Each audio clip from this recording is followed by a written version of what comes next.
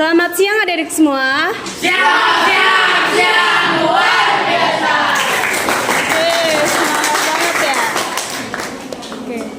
Oke, sebelum itu kita perkenalan dulu kan. Soalnya ada pepatah mengatakan tak kenal maka tak sayang. Oke. Jangan disayang. Jangan dong. Mulai dari situ boleh.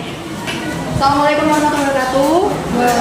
Waalaikumsalam warahmatullahi wabarakatuh. Selamat siang adik-adik, nama saya Kofifah Kania Auliani, biasa dipanggil Mbak Kania. Salam kenal. Perkenalkan, nama saya Falah Firzatullah, biasa dipanggil Falah. Perkenalkan, nama saya Afrizal, biasa dipanggil Bang Fris. Perkenalkan, nama saya Vina Agustina Putri, bebas manggilnya mau. Kenalkan, nama aku Putri Grace Sapnawati Banjarnahor. Kalian boleh panggil aku Kak Grace. Oke, itu aja. Aku Anida, kalian bisa panggil aku apa aja setelah kalian. Perkenalkan, aku Dina. Kalian bebas mau panggil aku Dina atau siapapun. Oke, dari kita kan udah selesai perkenalan nih. Siapa nih yang mau dari adik-adik sekalian yang mau perkenalan duluan? Itu kayaknya dari tadi mau angkat tangan, boleh silahkan. Perkenalkan, nama saya Bima Saputra, sering dipanggil Bima. Bima. Ya, Oke, dari mana? di Jomoya, Bu. Oke, boleh silakan duduk. Yang aktif nanti dapat nilai kok, dapat apa? Perkenalkan, nama saya Muhammad Rifan Setiawan. Biasa dipanggil? Rifan. Oke, Rifan. Rifan ya? Kalau gitu kita akan mulai dari ice breaking dulu, mau nggak? Mau. Semua pada berdiri, boleh minta tolong? 1, tepuk 2, tepuk 3, tepuk 4, tepuk 5. Jadi mungkin pada kali ini kami akan membawakan materi yang sebenarnya sering kalian dengar, yaitu tentang korupsi. Dan nggak banyak dari kalian juga mungkin sebenarnya sering melakukan korupsi yang mungkin dalam bentuk yang kecil begitu. Kali ini saya membawakan materi dengan judul korupsi merusak moral generasi muda.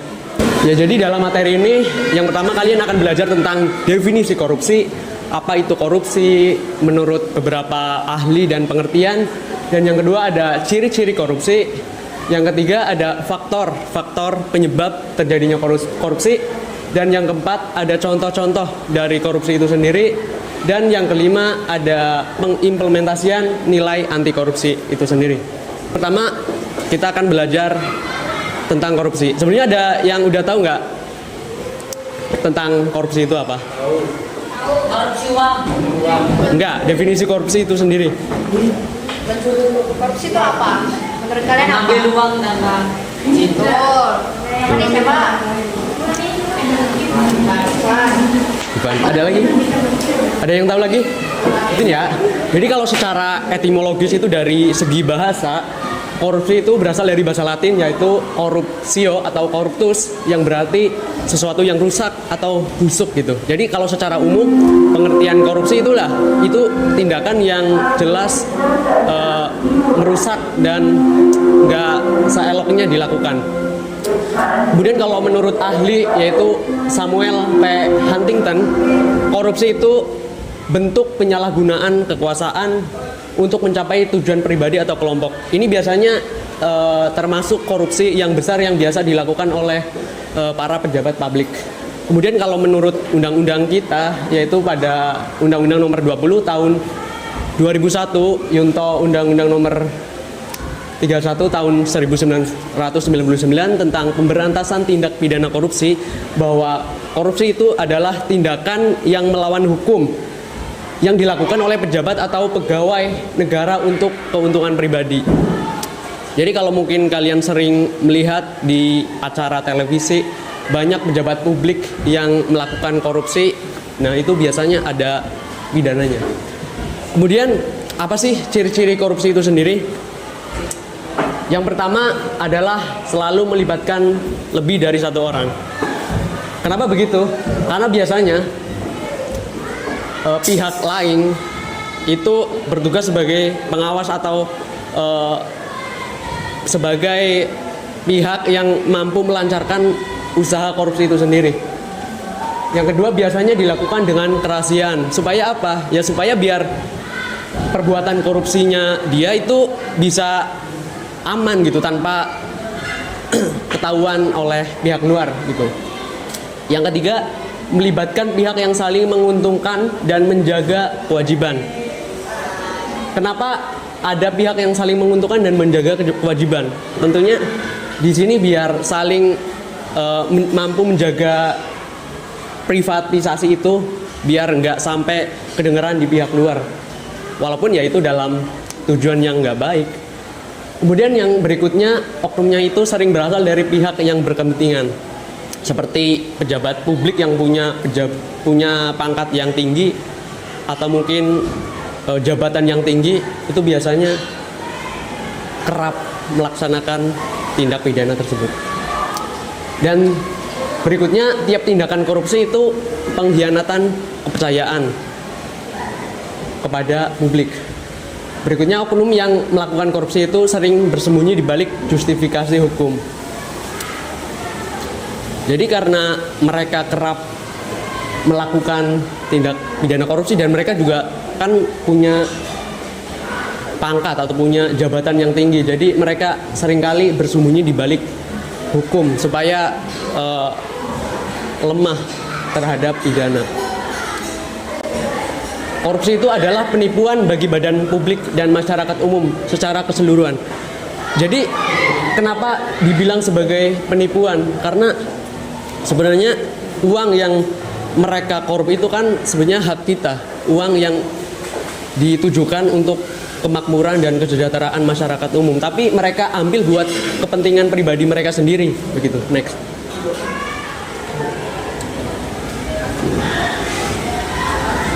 Ya, berikutnya faktor penyebab korupsi. Yang pertama adalah kesenjangan antara gaji dan biaya hidup. Jadi mungkin ini biasa dilakukan oleh orang yang sering merasa gajinya kurang banyak atau minim gitu, sehingga mereka nggak jarang untuk melakukan bentuk pidana korupsi untuk memenuhi kebutuhan hidupnya yang semakin tinggi. Kemudian yang kedua, kurangnya pengawasan dan akuntabilitas. Ini biasa dilakukan oleh auditor atau pengawas yang berada di sebuah perusahaan atau instansi begitu. Jadi adanya kekurangan pengawasan dari mereka. Yang ketiga itu kurangnya pendidikan dan kesadaran akan hukum. Jadi seperti inilah salah satu bentuk meyakinkan para generasi muda untuk menjauhi dari tindak pidana korupsi itu sendiri, yaitu dengan mensosialisasikan terkait anti korupsi. Kemudian yang berikutnya adanya budaya korupsi yang sudah tertanam. Itu yang biasanya menjadi penyebab terjadinya korupsi. Yang berikutnya ada faktor ekonomi, itu berkaitan sama poin yang pertama. Yang berikutnya ada faktor psikologis. Adanya sikap keserakahan dan kekuasaan. Jadi dari mereka sendiri mungkin udah ada sifat yang kalau bahasa Jawa mungkin namanya kemaruk ya.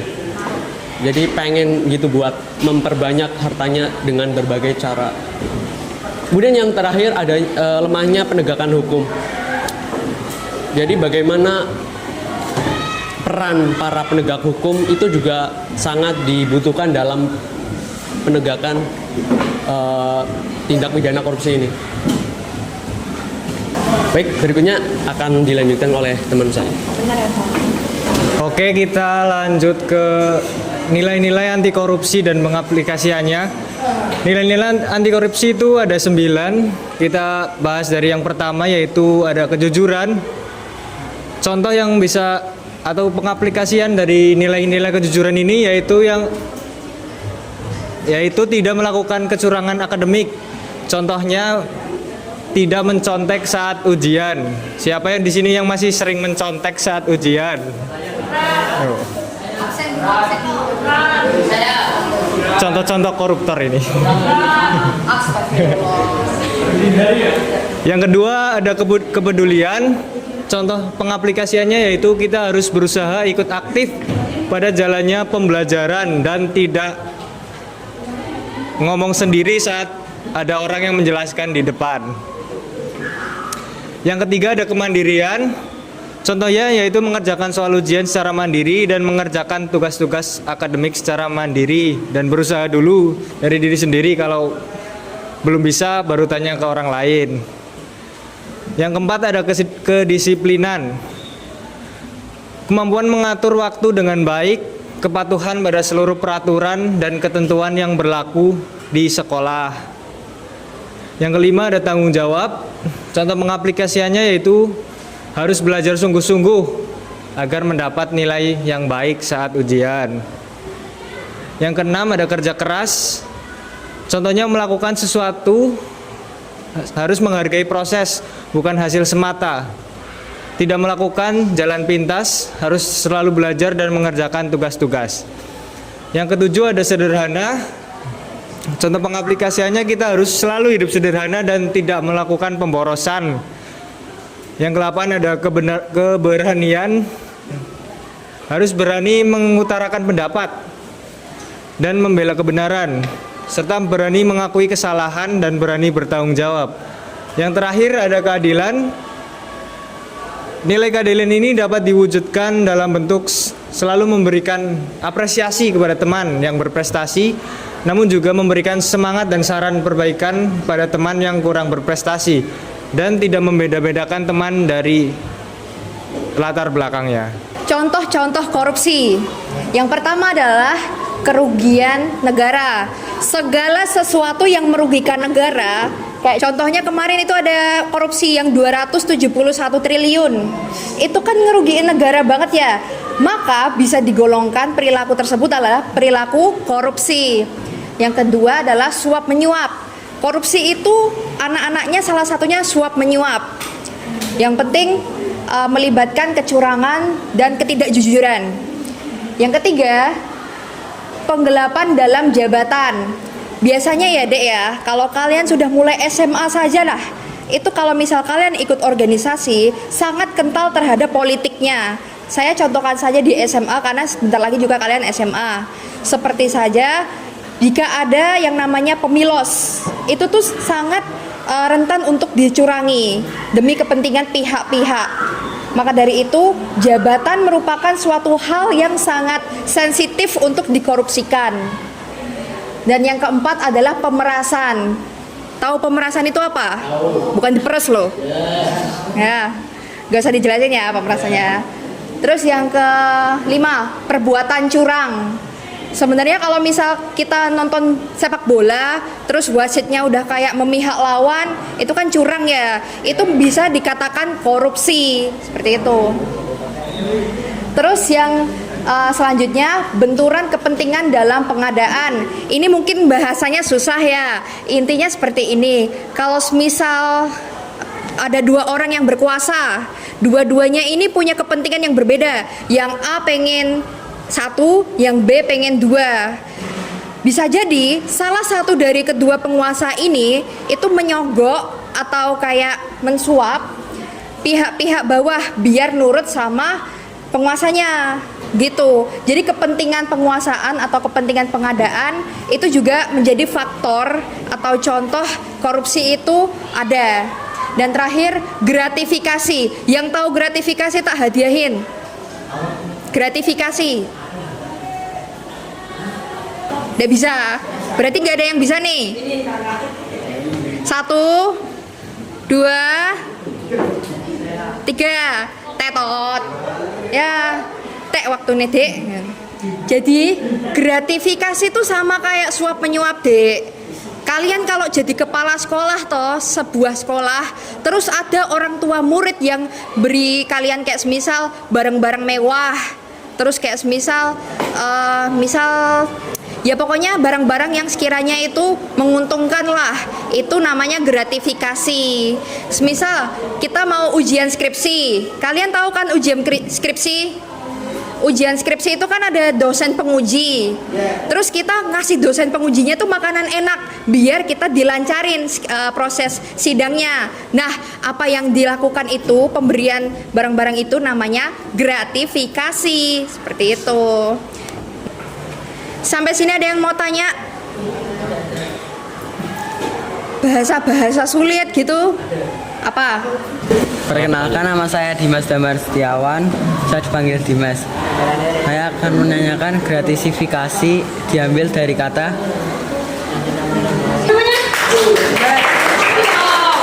Gratifikasi dari bahasa apa ya? Gratifikasi itu dari bahasa Belanda, gratikatieë, dan di dalam bahasa Inggris diterjemahkan menjadi gratification, artinya memberikan sesuatu atau hadiah. Udah paham? Ice breaking kali ini nggak tepuk-tepuk yang kayak tadi, tapi lebih kayak mengasah fokus kalian belajar itu gimana. Jadi clue-nya adalah suara 3. Clue-nya adalah suara 3. Kalau suara satunya itu siapa namamu? Aska.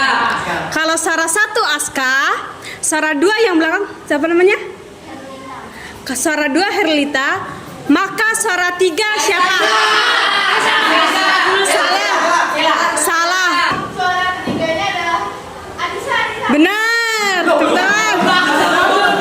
Tepuk tangan. Jadi seperti ini, Dek. Nanti dibagi. Ada 7 kelompok di kelas ini. Per kelompok cuma boleh punya 1 HP. Jadi per kelompoknya dibaginya per meja. Depan belakang. Permainannya itu kayak kuis. Pilihan ganda. Jadi nanti kalian jawabannya itu kalau bisa bekerja sama ya, jangan dipilih 1 orang aja. Udah siap buat dimulai?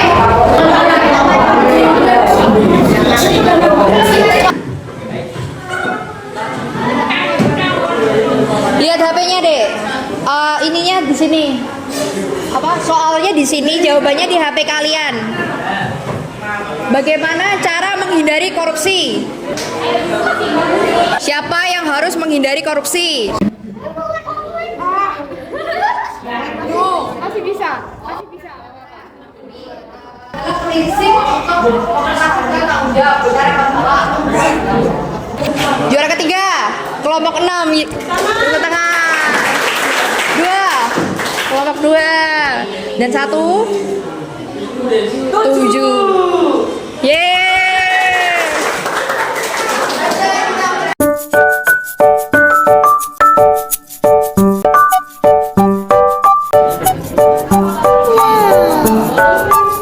Makasih ya. Semangat belajar, tetap semangat. Jangan ini. Apa namanya, malas, oke?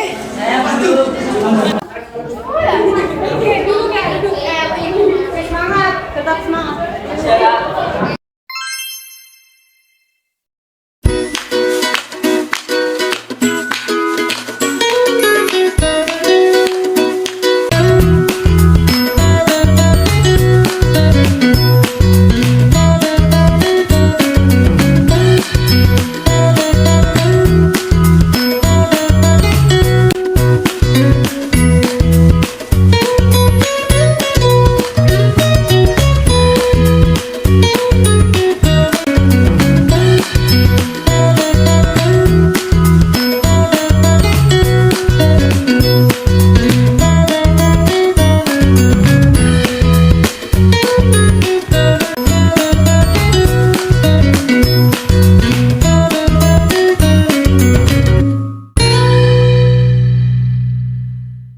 Jadi kita hari ini cukupkan saja. Terima kasih karena telah berikan waktu untuk kami bersosialisasi tentang anti korupsi.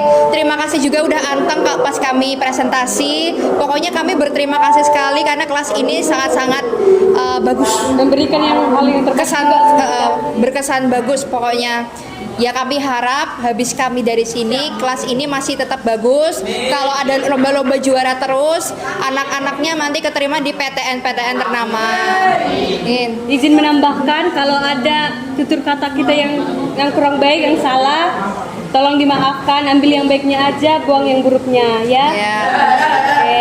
Ya, kelas last but not least, tadi benar kita dari Fakultas Hukum, Ilmu Hukum. Ya, pertama kita berterima kasih dulu, kedua kita minta maaf kalau ada kesalahan dari kita. Kemudian ini adalah saat perpisahannya kita. Terima kasih sudah menampung kita di sini. Kami pamit undur diri. Assalamualaikum. Dadah.